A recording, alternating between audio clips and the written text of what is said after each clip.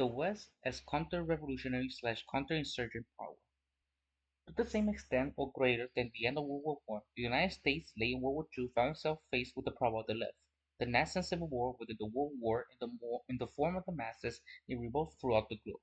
Despite the actual nature of Stalin's policy as conservative and stabilizing, even to the point of facilitating the West's control of its sphere of influence, the Western powers saw themselves confronted with revolutionary situation fueled by international communism, which it was their task to halt.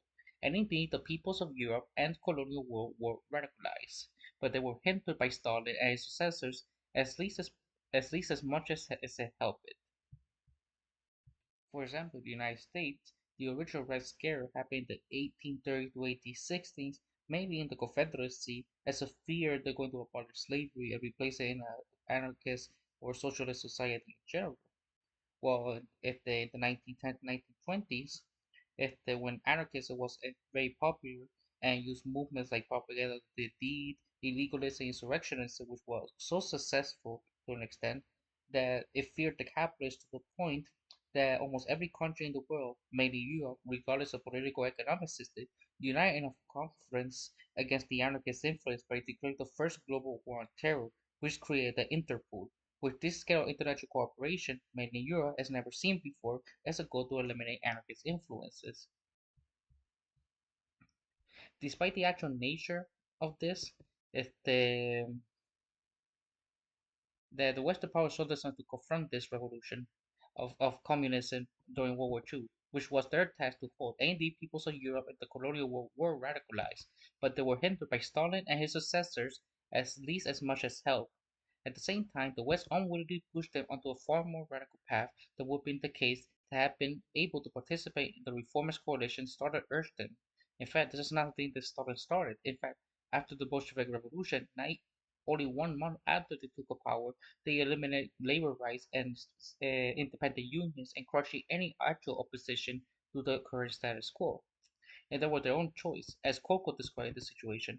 However delayed its effects and the complexity of the reason for them, World War II radicalized a historically unprecedented fracture of Europe and Asia's masses and mobilized them into leftist political parties as well as armed organizations. And when with the frailty of the traditional political and social elites in the fatal compromise so many of them made with diverse forms of fascism and reaction. The left emerged from the war not only far more powerful but more important with a degree of nationalist legitimacy that most of its conservative rivals could no longer claim. That so many revolutionary leaders also became unimaginable functionaries who had no intention of disobeying Stalin's strictures is essentially irrelevant. Very few people in 1945 understood the many ways which the USSR had become a major source of stability in the world. More important, it was the Communist Party and the resistant army's ability to take power rather than their intentions of Moscow's inhibition that struck anti-communist politicians as the crucial challenge facing them. In many state nations, the conservatives perceive their task as not merely to block change, but to destroy entirely the capacity of those on the left to defy them in any matter, whether parliamentary or violent.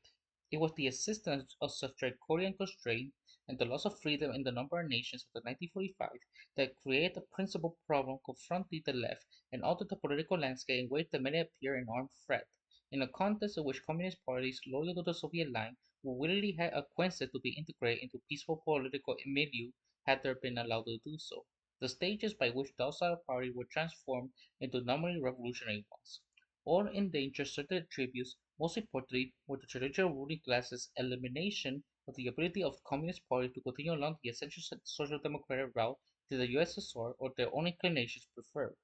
In a world, conservative forces compelled leftists to act defensively or to face extinction, and what were described as revolutionary efforts in nations such as Greece and the Philippines actually became as unwilling and indecisive reactive responses on the other part of the here unknown man and woman. And the Communist Party in these countries were mass organizations sworded by an influx of members who had joined the anti-fascist resistance during the war, from a background of diverse political traditions of the left and the labor movement, as well as previous apolitical people from the labor classes with no real political tradition at all. These people were about as far from the Leninist ideal of discipline, obedient cadre as can be imagined, and at times it was impossible for the old party leadership to control many other members. This was especially true when the repressive measure by Ally installed provisional governments or colonial regimes pushed them into defying Stalin's counsel of cooperation with the Western powers. Starting in 1943, when the tide turned against the Axis and the Western Allies began to consider the problem of creating a post-war order in Europe, according to Kolko, the Allies were faced with the total discreditation of pre-war status quo and conservative elite, with the likelihood that the resistance dominated by the left would seep into the power following the collapse of the Axis-occupied regimes. The United States and Britain, who used powerful communist movements emerging from Western and Southern Europe, and the central role of communists in the leadership of the armed resistance. The resistance attracted men and women who exhibited the courage and abandonment of nationalist revolutionaries. They developed appropriate leftist ideologies and might in time become social revolutionary actors as well, to purge not only the foreign invaders, but also those domestic forces of conservatism that collaborate with fascism and made its victory so easy. Would the resistance act? Would the communists take over? If the historians have already examined the internal role of these movements in relation to global politics, it's also a fact that the American and British leaders at the time simply failed to perceive them clearly and correctly, for there was simply no alternative to prepare for the worst or face a possible effort to wrest of the West the political victory that was the objective of the military sacrifice and triumph. Given the collapse of the pre-war power of the social forces that had contained the left after 1920, the question confronting the United States and Britain was how to fill the vacuum and what to do with the traditional parties of conservative order. Between 1943 and 47, the Western Allies developed the first haphazardly and then with deliberate consciousness a coherent policy toward this dilemma. As the as the American and British contemplated their return to Europe during 1943 and 44, they also had to consider the problem of the political and social system that might emerge within nations racked by war. Everything they saw in this regard disturbed them. From throughout the Western and Southern Europe, the political tides were blowing strongly towards the left and challenging to the one unifying and fundamental principle both Americans and English share, anti-communism. On the other, left parties in many nations were no less powerful, and were frequently more militant than the Communist Party. During the 44 and 45, the dominant current among the now radicalized pre-war Social Democrats and Socialist Party was in favor of the united front of all the left to defeat fascism and build a new society for the failures of the left to collaborate more fully in the 1930s, nearly led to its total physical demise before the onslaught of reaction. The communists too accepted the concept of united front, making their political potential all more credible and frightening in areas where democratic freedoms existed. The role of the Communist Party in the resistance posed immediately problems of physical security which could not wait for time of revolution. And everywhere they looked, the American and British saw political danger on the left, and they were prepared for the worst or else risk political defeat after their military triumphs. The United States and Great Britain formulated Operation Rankine, primarily with such fears in mind. It was a plan against the contingency that Germany and its occupied regimes collapsed before the Overlord invasion, in which case Anglo-American forces would invade the continent in force, rapidly occupy France and the Rhineland, and land paratroopers in Hamburg and Berlin. As Harry Hopwood stated in 1943, it will obviously be much simpler matter if the British and American armies are heavily in France or Germany at the time of the collapse. The West entered the division of the post-war when the United States and Great Britain took possession of former Nazi-occupied territory that became responsible for managing a population which had been politicized and radicalized into unprecedented levels. Although, when the war began, people in most nations related to society and each other with intense personalism and lethargy. By 1945, a great proportion of U.S. population had become politicized than at any time in its history. The fundamental transformation of political attitudes and goals, this process of resocialization became essential precondition for the emergence of resistance movement, where its significant effort transcended it because it left a persistent legacy of political attitudes that might be the end of the war, and then afterwards, shaped European politics long after the resistance disappeared in most nations as potential armed threat to existing political and class structure. And given the class nature of the occupation regimes and the very different response of social constituents to the Nazi onslaught, it was also inevitable that the occupied population should redefine their attitudes towards the dominant pre-war classes, especially where it was so profoundly compromised as collaborators. It was precisely the social and class nature of various resistance organizations, the political and ideological visions, and the potential for civil and class conflict they imply, The man-made so fraught with implications for the future of various European nations as well as the international power balance asymmetrically linked to internal politics. This results in the emergence of the specter, to a degree otherwise unimaginable in 1939, of basic social transformation, even revolution, in the wake of resistance. The ruling circles, soon to be victorious Western allies from 1943 onwards, were confronted with the question of whether Europe should be swept by a wave of revolutionary compared to that following World War I, especially thanks to the widespread discredit of social democrats or collaborators and the leading role of communists in the resistance.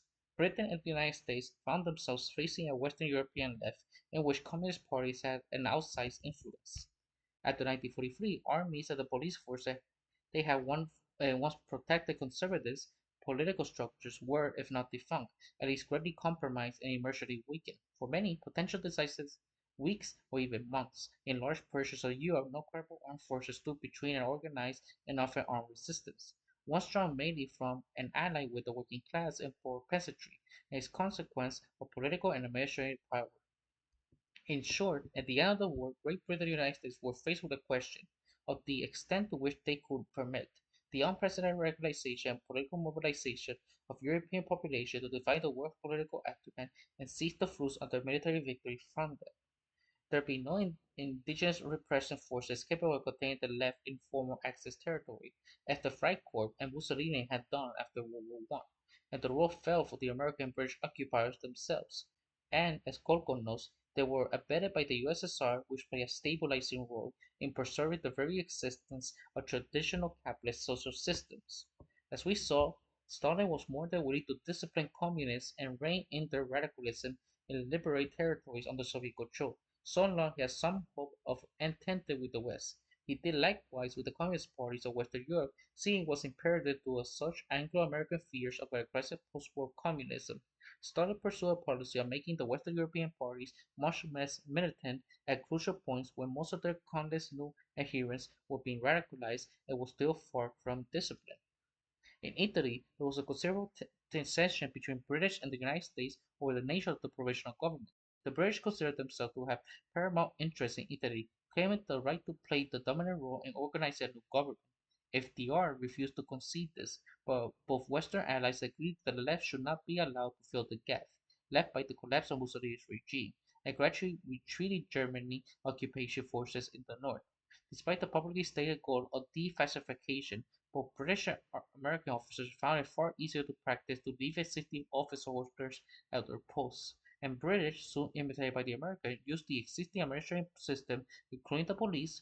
Only the socialists were strongly in favor of totally purging the fascists from the administration, and even the Communist Party, if they was lukewarm on the subject. In fact, the CIA had intervened in the election in Italy to prevent the communists to win. And to sidetrack a little bit, this is not exclusively a European phenomenon. For example, in Africa, Marxists they actually contributed the de-development and underdevelopment of Africa. In Africa, there have been overlooked the same problem which they joined forces with religious leader reactionary forces and make state official religions. It was controlled and planned by the elite. Ruthless discrimination that, according to Octo, makes apartheid South Africa look tame in comparison what Marxist controlled countries in Africa did, and discriminated by educated men. In Ghana, there were no trade unions and everything was concentrated by the top.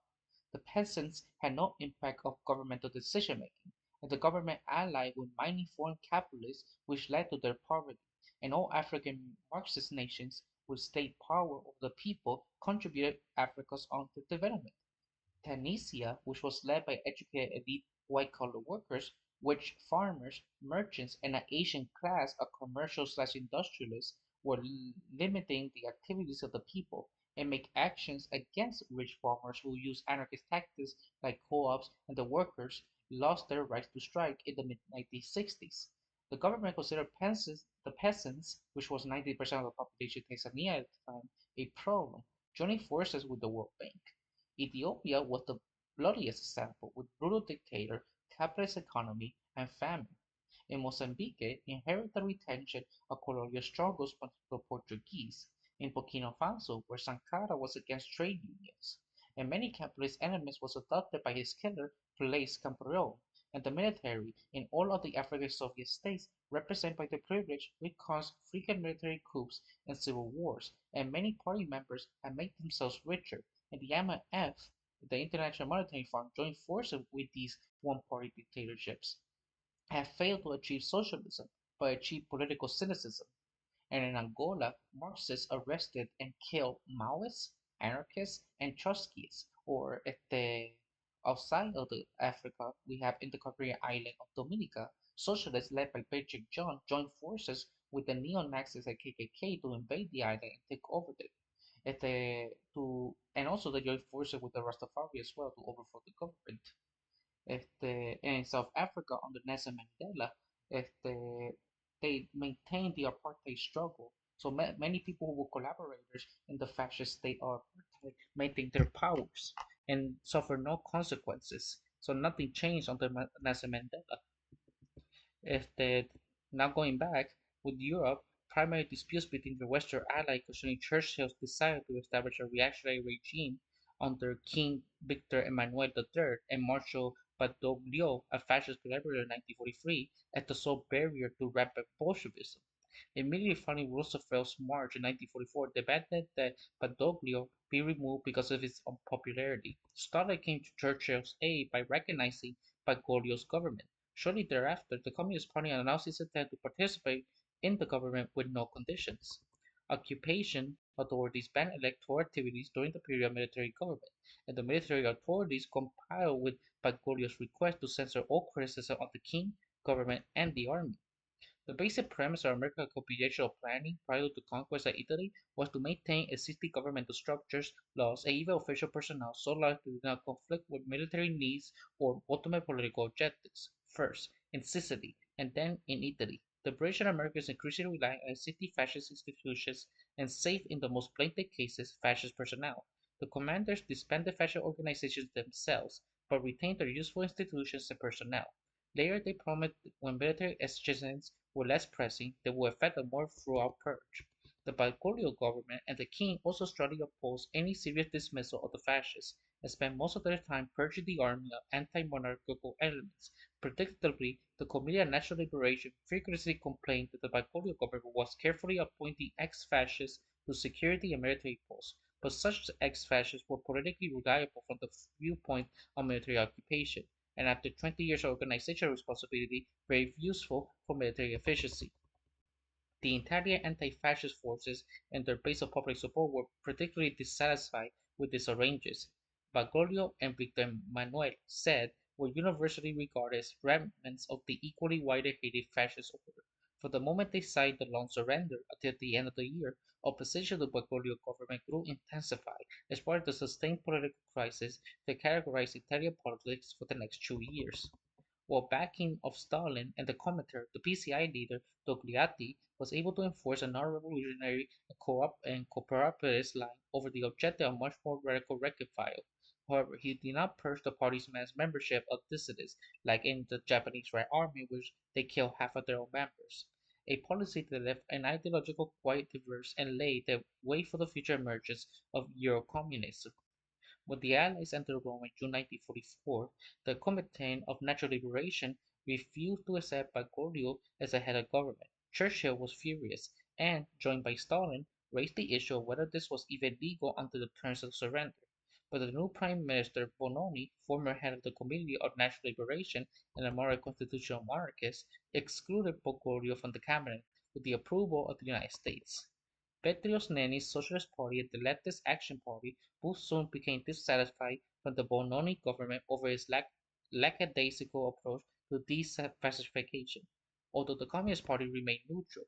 Meanwhile, the United States was finally and unambiguously won the competition for influence in Italy, as Bononi developed closer ties with Roosevelt and pressed his desire to be integrated into Washington's vision of a post-war economy.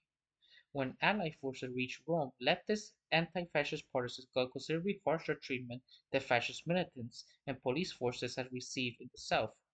To the Allied soldiers reaching the Rome region, the experience was strange indeed.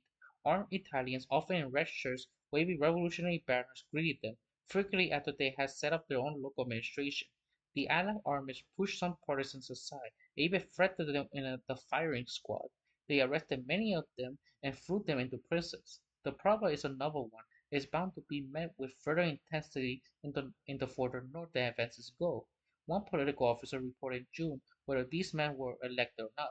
Anglo-American officers decided that the partisans who had to place themselves under occupational authority. The basic policy urged tact and sympathy, but the partisans were to surrender their arms. If possible, employment was to be found for former patriots, as the military authorities preferred calling them. Indeed, the occupation followed the carrot and stick policy, those partisans refusing to hand in weapons facing prison, those cooperating being given special food rations and, if available, jobs, though not usually in the army and rarely in the police. Unemployed, the partisan was a medicine, armed, and danger. One thinks of troubles of Yugoslavia and Greece in this connection. One regional commander observed to his colleagues.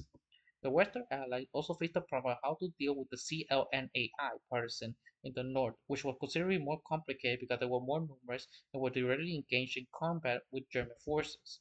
The problem of the resistance the Western leaders understood by the end of summer 1944 was not in controlling the small part of a liberated rural area, but reducing the potential danger that very much large groups still on Nazi-held territory poses.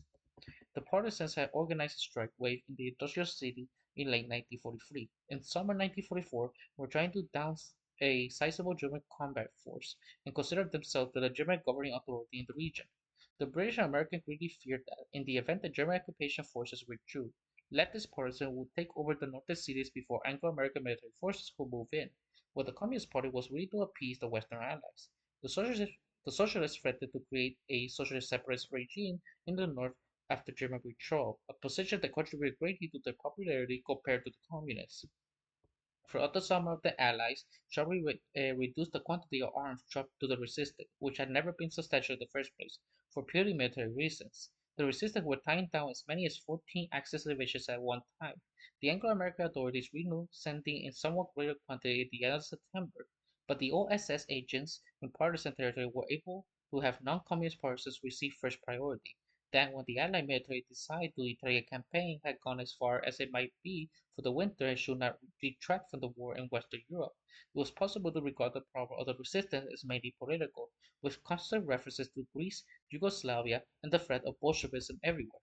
The military authorities embarked on a resistance policy that was both military and political in its dimension.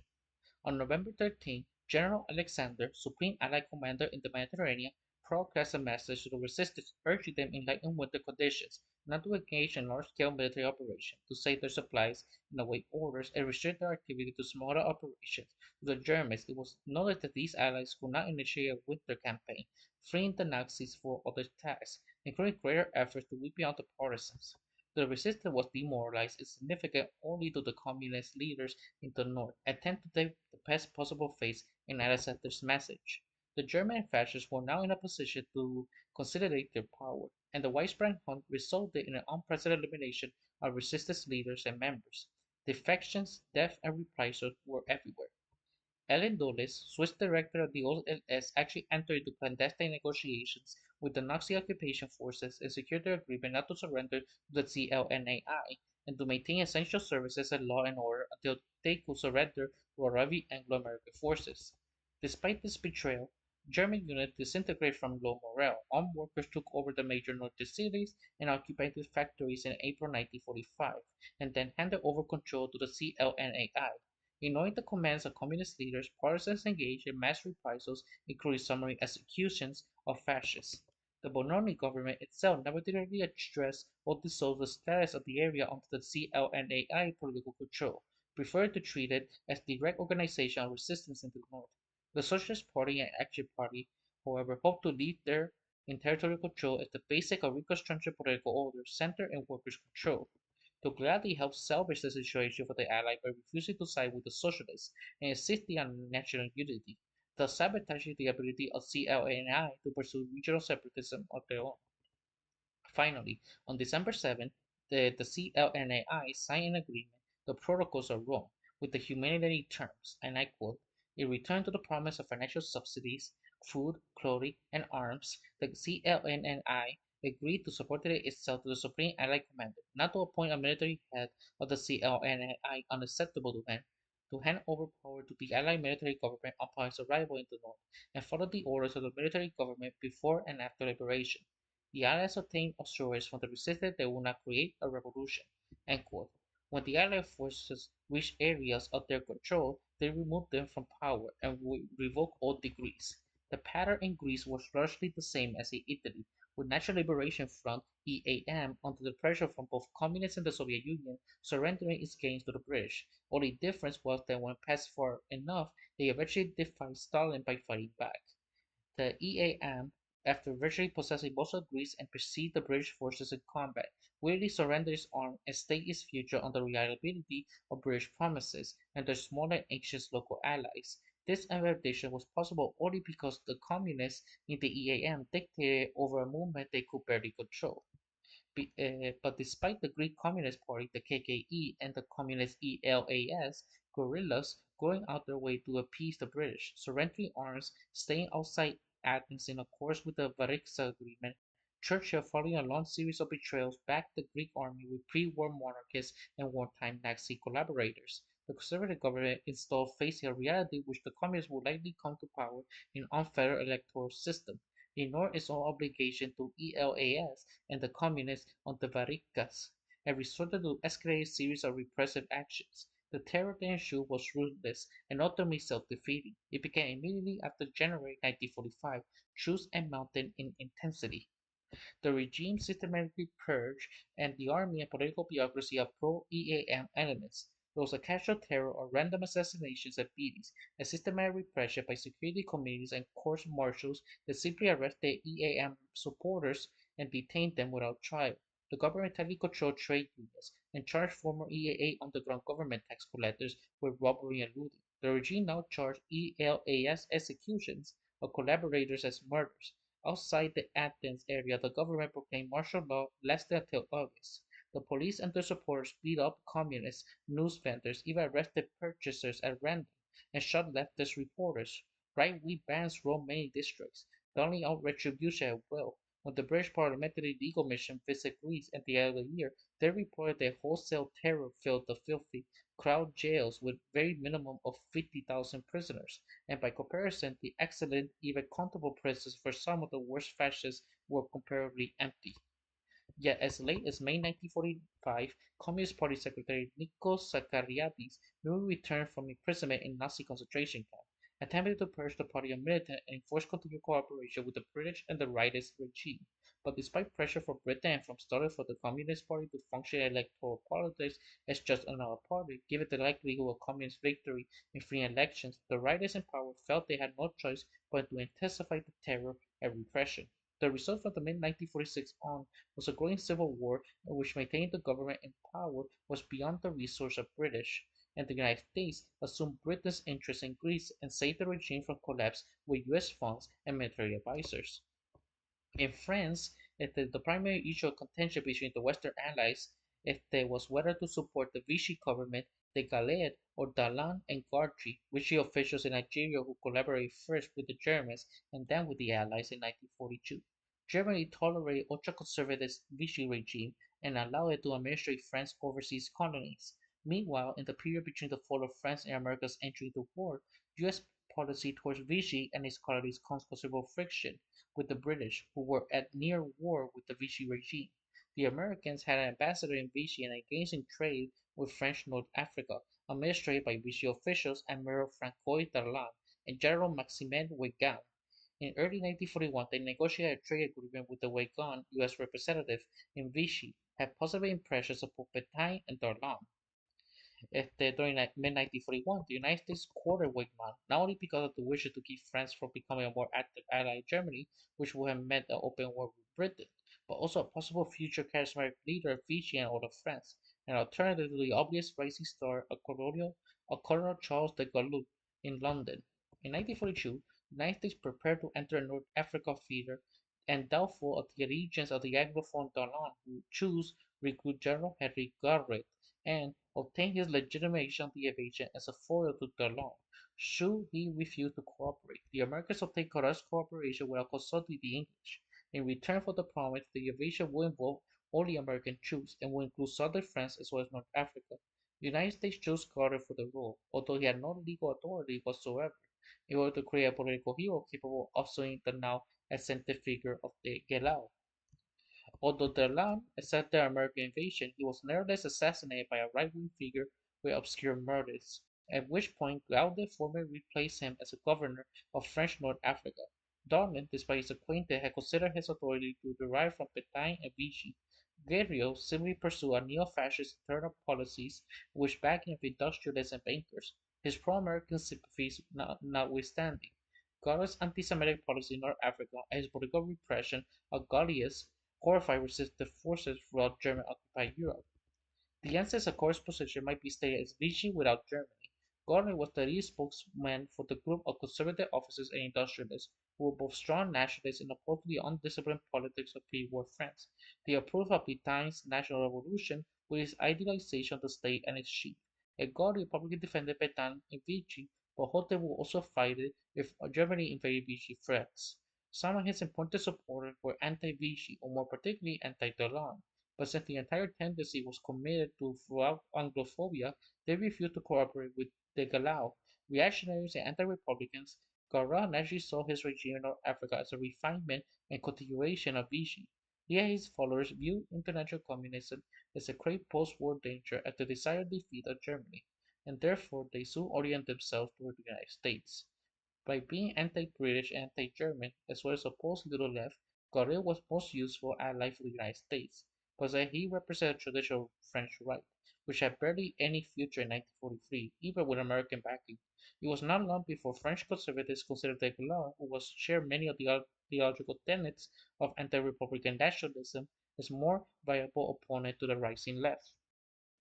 Gautier's politics were well known to many Americans working with him, and they regarded him as a useful antidote to both British-dominated Decolon and the left. The Admiral Leafy, a former ambassador to Vichy, went so far to argue for Pétain as head of provincial government after D-Day. De Gaulle was regarded as entirely too soft on the communist resistance. In Britain, in contrast, wanted no political arrangement in North Africa with detractor from the authority of the Gallo's French National Committee in London.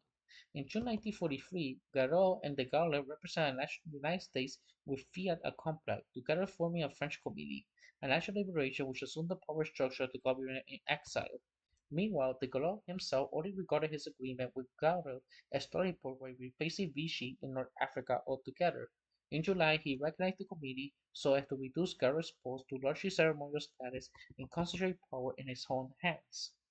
The United States' animate position to Teglao Coco split reflected a power struggle with the British over the respective visions of the post-World War.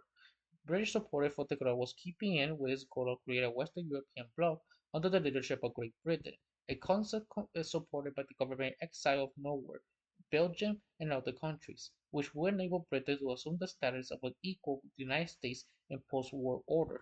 The Americans understood these implications, and therefore they hoped to stop Gillow's rise to power. When John Foster Dulles was in London, July 1942, on a semi-official tour, he told Eden the Americans would not walk out a block unless they stay concentrated around a great power. The British wanted to build up France into a first-class power, which would be on the British side. Roosevelt observed in his way to Tehran in November 1943. In France, unlike Italy, Britain's preference ultimately won out, and provincial government would wind up headed by Gellot rather than by Vichy neo-fascists as the United States desired. Yes, you heard that right. After World War II, the United States wanted a neo-Nazi, neo-fascist state. By the end of 1943, the Gaulle was clearly in ascendancy, and backing Gordon and other Vichyites against him was no longer a viable option. The United States accepted the inevitable and switched its strategy to strengthen the Gaulle and the external resistance forces to control, consisting primarily of nationalistic military officers against the largely communist-dominated resistance forces inside France.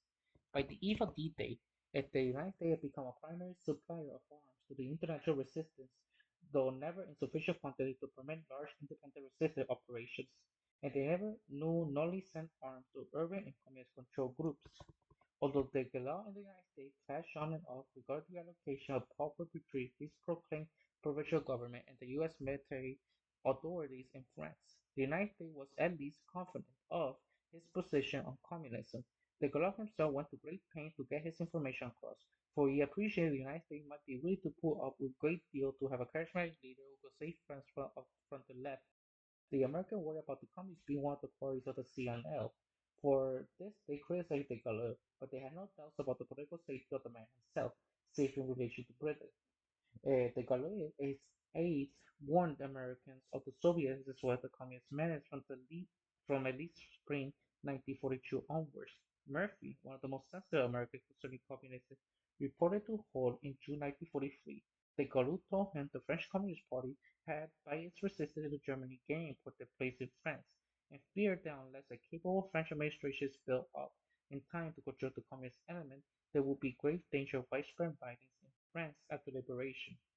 In his opinion, he felt that qualified to control the French Communist Party.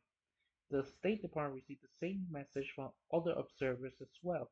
It did not take them long to conclude that any relationship between the Gaulle and the Communist Party was strictly one of convenience and quiet temporarily. The communists led resistance forces under the pressure from Stalin and the Communist Party leader Fyodor to fight on behalf of a unified national rather than class-based resistance. Largely acquainted both Allied forces and the Gaulle's leadership, the Communist Party anticipated in Gaulle's government. Indeed, Torres, after his return from exile in November 1944, banned strikes, demanded more labor from the workers, and endorsed dissolution of the FFI, the French forces, the Interior Resistance Forces. As a participation in the government, until 1947, the Communist Party enthusiastically embraced the role of enforcing work discipline on its memberships. On behalf of the Gaulle, given their relationship with the working class, only they could extract the indispensable preconditions for restoration of the world order production. The Communists became party of production, even the party of the speed up. The situation controlling the Western Allies in East Asia and Pacific was much of the same as Europe. The surrender of Japan presented a monumental and complex set of problems for the Americans. For every place the Japanese conquered, they shattered the old order of colonialism, or as in the case of China, the tide of local communist movement seemed irreversible. Anywhere in the Far East, China, Korea, the Philippines, the Dutch East Indies, Indochina, the necessity of fending off the left and shoring up the stability forces of the region appear as a pressing task in the wake of Japanese military collapse.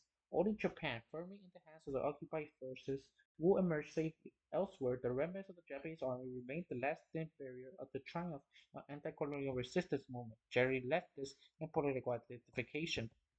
In Japan in 1944, a growing fraction of the leadership saw mass radicalization and communist revolutionary. If it continued to fight an obviously unwinnable war as a greater threat than whatever consequence that might follow surrender. The US Navy propagandized the leadership with subtle messages that Japan would not be punished after the war, but the United States would renovate and incorporate into the American-led global capitalist economy. That given the option of Bolshevism, the alternative was much more attractive to the peace elements in and around the Japanese Navy and industrial groups. In May 1945, Harry Hopkins spoke to Stalin of the desire of the Japanese industrial families to preserve their position and save Japan from destruction. Together, these formed the elements of post-war order in which Japan, under American hegemony, preserved much of the conservative pre-war order. Following the surrender, Japanese military forces and Korean administration were immediately enlisted as proxies of the United States and Britain in suppressing anti-fascist resistance forces in areas still under Japanese occupation, regarding all former Japanese occupied territories. Harry Truman, August 14, General Order Number 1, commanded the Japanese to aid and assist the Allied takeover in precise matter. MacArthur dictated, and above all, not to surrender to unauthorized local armed resistance groups. In Korea, the United States had planned to assist surrender of Japanese forces as far as north as possible in order to preclude Soviet forces occupying the entire peninsula when they declared war on Japan. And este, with reasoning analogous to that behind Operation Ranking in Europe. Later, July 1945, the Joint Chiefs of Staff both readiness to occupy Busan, only second to Shanghai, against the contingency of sudden and unexpectedly early Japanese surrender. General Order Number 1 clarified the matter by instructing Japanese forces in Korea to surrender to the United States south of the 38th parallel and the Soviet Union north of that, and I quote, the American takeover of Korea vividly illustrates the principle of General Order Number 1. The Japanese were to transfer power directly to their hands to authorized occupation forces, and until then prevented the local left from interfering. On August 28, the Japanese commander in Korea warned MacArthur that communist and independent agitators are going to take advantage of the situation to disrupt peace and order. Since Washington was supposed to be both, the American reply immediately, they was directed that you maintain order and preserve the machinery of government in Korean south of the 38th degree until my forces assume those responsibilities. Shortly thereafter, the Koreans were told by American leaflets to respect the order of the existing government. The Japanese, and not to participate in demonstrating any sort, include those demanding immediate Korean independence. End quote. In the Philippines, President Quezon went into exile at the time of the Japanese invasion, but instructed the cabinet and other government officials to remain. The American authorities told them to remain in their posts and obey all orders from the Japanese, but refused to swear allegiance to Japan.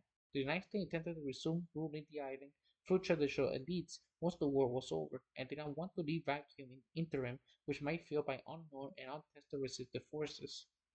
For the island's traditional rulers to resist, and they were overwhelmingly unwilling to embark on that course, the war had to allow destruction of many of them, and likely dominate a strongly anti-American the nationalist movements over much of the nation, or dangerous power vacuum at worst end.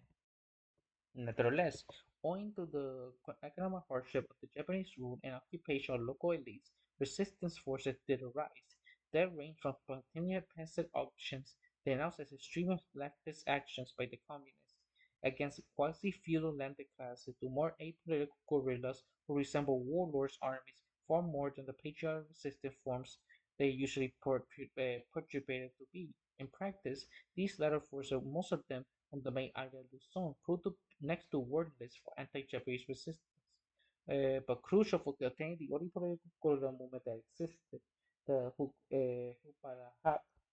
Despite the Communist Party's significant presence in the Hooks, it by no means exerted complete control. Although the Hooks were founded on March 1942 at the Communist Party's behest, many of their founding leaders had a background in previous armed peasant resistance groups and engaged in sort of activities denouncing as left-wing extremists by the Communists.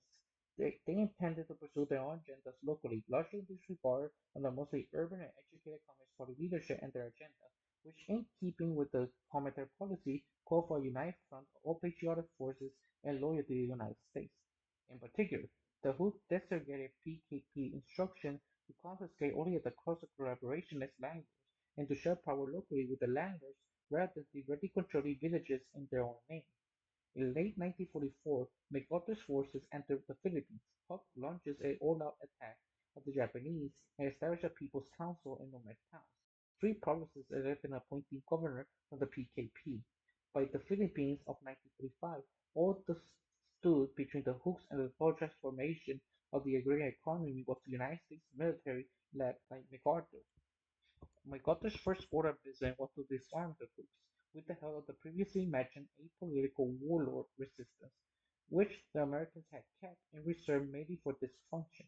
The American occupation forces restored native elites to power and, aside from a very few symbolic cases, refrained from any sanction against Japanese collaborationists. MacArthur released Manuel Roxa, imprisoned for collaboration, and installed him as the president of the newly independent Philippine nation. He and his successor conducted an ongoing war of constituency on the behalf of the rural landlords against the Hooks.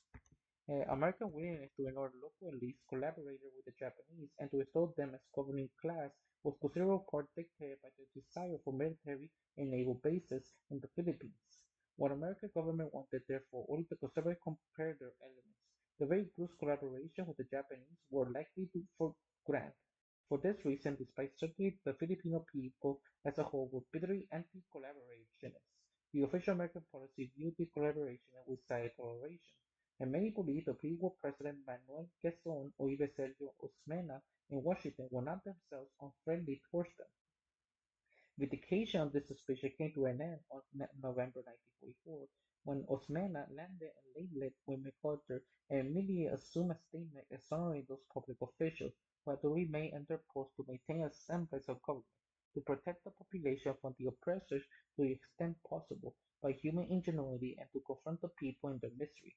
The counter-revolutionaries who followed the wake of American occupation laid the basis of the civil war that followed soon. In Indochina, the British favored a restoration of French colonial rule. The Americans initially preferred long-term trusteeship, lasting 2 or 3 decades, by some combination of the victorious powers, both to punish the French for their collaboration and enter the reign of the Gaulois. The British in 1944 proposed a reoccupation of Indochina with French troops, presumably without prejudice the final disposition of the country, despite a consensus in the State and War Department in favor of this. Roosevelt refused to approve it, although FDR once again rejected this proposal when the British resubmitted it. In August, they nevertheless included a French mission of the Montevideo Southern Asian Command. At the same time, Roosevelt sent mixed signals by refusing a proposal to arm anti-Japanese rebels because they might also use their weapons against the French. FDR continued to reject proposals for French restoration and renew his proposal for multi-power trusteeship at Yalta. Meanwhile, in the Japanese, until March 1945, continued to rule Indochina through the Vichy French administration, but in March they replaced it with Japanese puppet government under the Emperor Bao Dai. It was around this time that Ho Chi Minh and the Viet Minh began active resistance to both the Japanese and French. In July, the Viet Minh program, which they favored to Washington, demanded independence and expropriation of French property. This was followed by a declaration of independence of the Republic in August. The United States dealt with immediate threat of a leftist regime in Indochina by authorizing both a post-Dan and a General Order Number 1, the British occupation of Vietnam south of the 16th parallel, but which obviously entailed British restoration of French rule and Chinese occupation north of it. From this point on, the United States was in the position of supporting to restore French rule in Indochina. Given the alternative, if the Americans support the restoration, if the France to Indochina was the logical step towards stopping the triumph of the left everywhere. Both in action and policy, the American government now chose to gamble on the re-ambition of French colonialism and disregard as they once have thought of it. By mid-August, French officials were hinting that French restoration would fully open the Indo-Chinese economy to the United States and England. At the end of the month, the Gaulois was in Washington, and on August 24th, the conversation with Truman turned to Indochina. The United States, if the president now told the law favored the return of France to Indochina, he had made the final pledge to France that will shape the course of history for decades. During the rest of the Third World, we saw above the implication of U.S. wartime planning for control over the Third World in post-war order. It remained to consider the practical implication of those plans. The U.S. policy vision considered the colonial world, in particular, was to become the post-colonial or the world was the continuation of the Grand Area approach. Samuel P. Huntington described the dominant feature of the post-war period as the extension of American power into vacuums that were left after the decline of European influence in Asia, Africa, and even Latin America. The shift of US-European power relation was legitimated by the common need to prevent Soviet or Chinese influence from replacing European influences, where Americans devoted much attention to the expansion of communism, which in fact expanded very little after 1949. And in the process, they tend to ignore the expansion of the United States' influence and pressure from much of the world.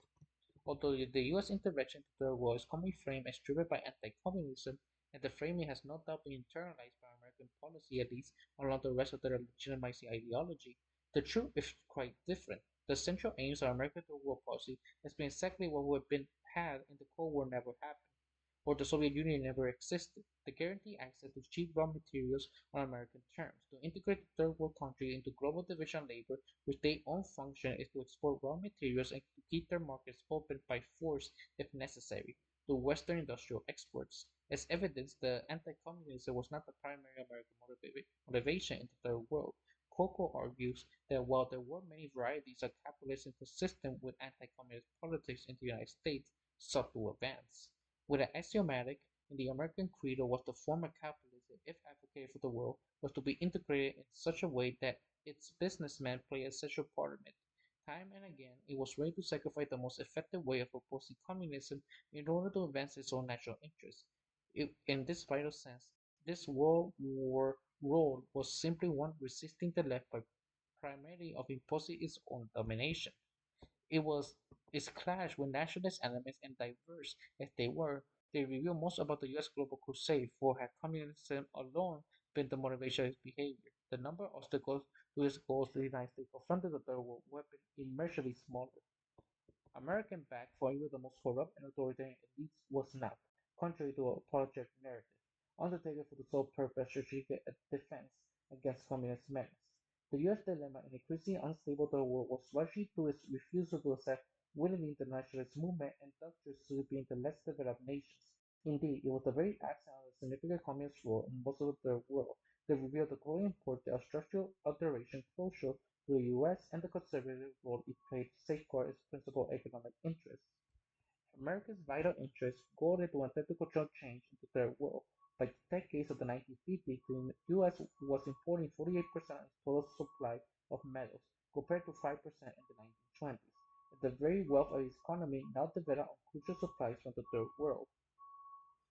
In other words, its motivates were direct continuation of the open door policy and the growing area policy that previously led by American intervention in World War II.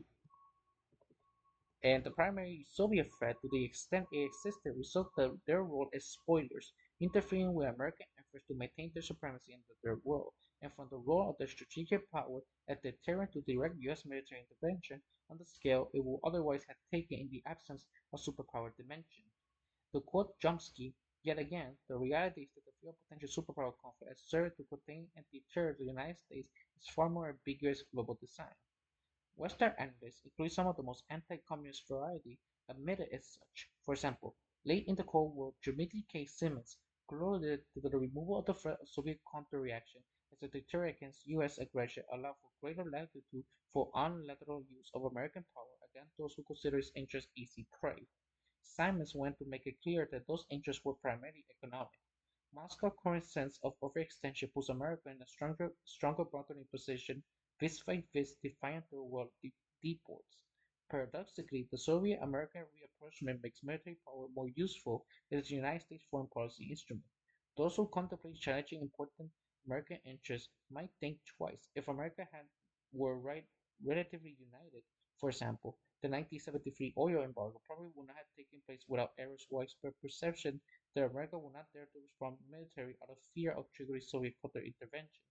Then too, the Sandinistas and Cuban sponsor were bound sick to become a little more nervous over Mr. Gorbachev's potential reaction if America lost patience with their mischief. On the other hand, the Soviet threat also served as a convenient legitimacy tool for the policy the United States would have taken in any case, but perhaps with greater difficulties in obtaining public support. As Christopher Layton and Benjamin Squash argue, for this country's foreign policy leadership, the requirement of attaining frivolously coincide with those of the world order strategy that would be pursued even without the Soviet threat.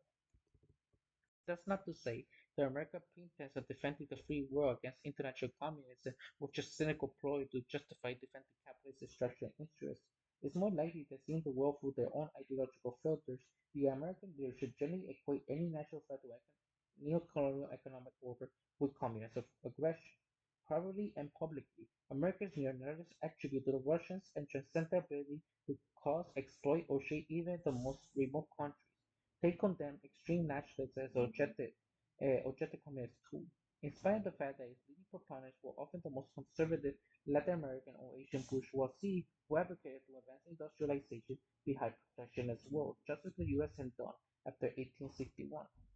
In reality, the Third World hegemony was American primary interest throughout the post-war period, and the greatest perceived threat to this hegemony was first the pursuit of policies like import substitution, economic diversification, control over the terms of foreign resource extraction, and other departure from the export-oriented development model, and second, the demonstration of a successful carrying out such spoiler policies.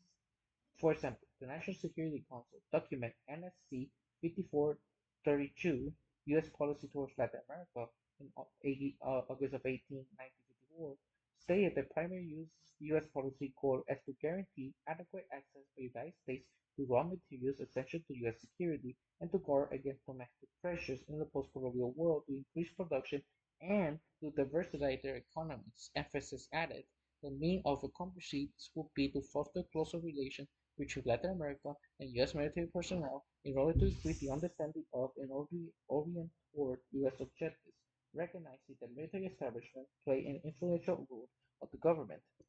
As the study group of Woodrow Wilson Center in 1955 report to the threat of a serious reduction in the potential resource base and market opportunity of West owing to the subtraction of the communist areas and their economic administration in ways that reduce the willingness and ability to complete the industrial economies of the West.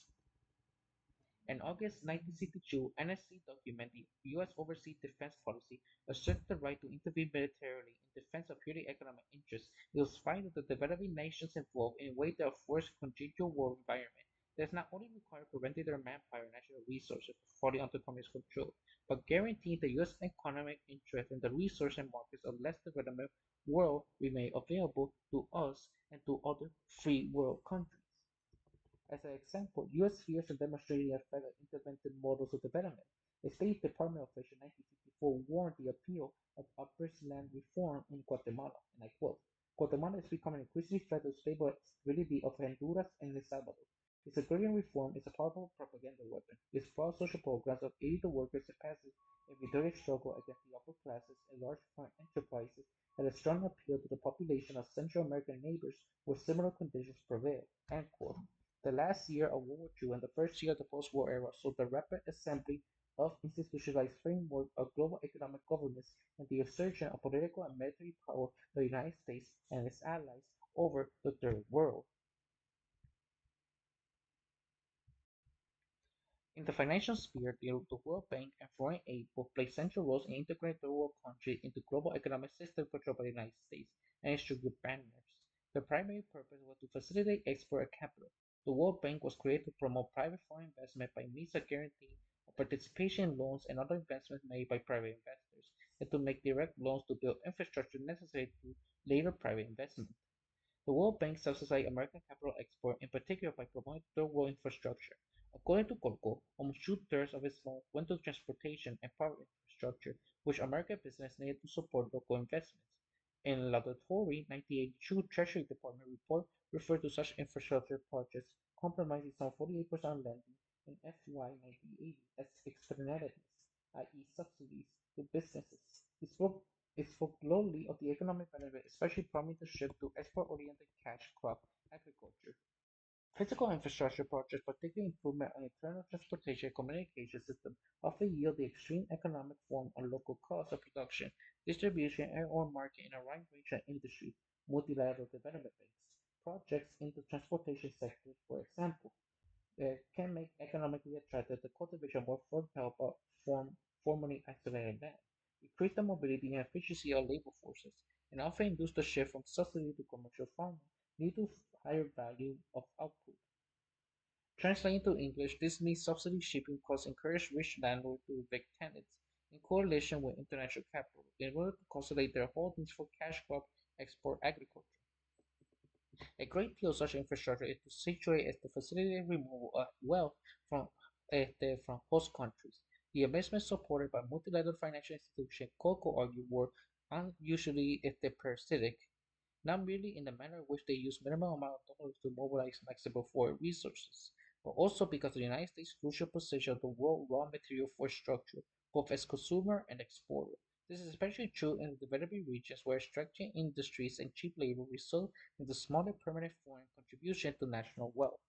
The infrastructure loans not only subsidize the export of capital, but the need to repay them locks third world countries into economic model base of export of raw materials. First, most of the loans go to build an internal infrastructure, which is vital prerequisite for the development of resource and direct United States private investments. Then there is the fact that the repay loans in total requires the borrowing nation to export goods capable of earning them, which is to say raw materials. The development banks are excellent weapons for compelling favorable policies in third world countries. Infrastructure aid under the Truman Point 4 program was conditioned on the receipt countries giving equal domestic treatment to U.S. firms and balance of payment support loans in the words of the Treasury Department.